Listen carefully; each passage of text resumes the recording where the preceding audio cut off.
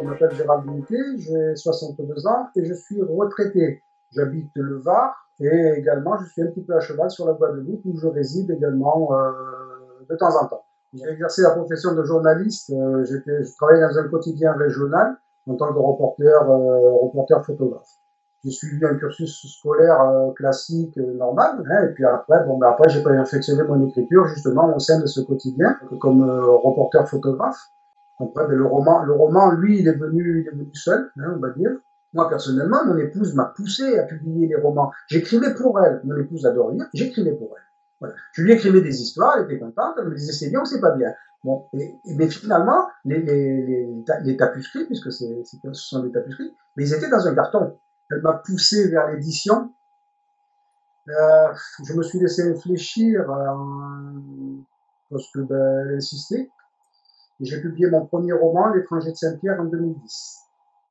Le roman se déroule entre mer et montagne, mer et terre, hein, terre et mer, puisqu'en fait c'est un marin et une paysanne. D'habitude, on voit une télé-réalité, les gens ils chantent, ils font du théâtre, ils jouent quelque chose. Là, on joue pas, on va pas jouer.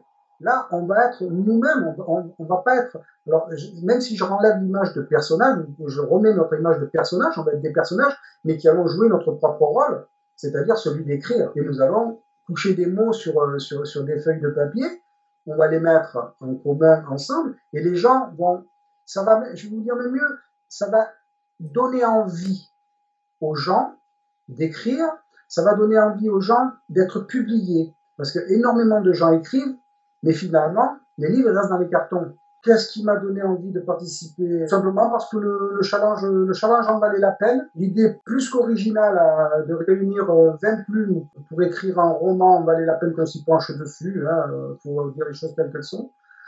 Donc, vous voyez, c'est un peu comme pour faire un aioli chez nous. Hein, vous prenez des ingrédients totalement opposés, l'huile d'olive, l'œuf, l'ail, le sel, avec une extrême délicatesse. Vous mélangez le tout et jusqu'à ce qu'une crème onctueuse adhère au pilon. De cet amalgame, il peut ressortir que quelque chose de bon.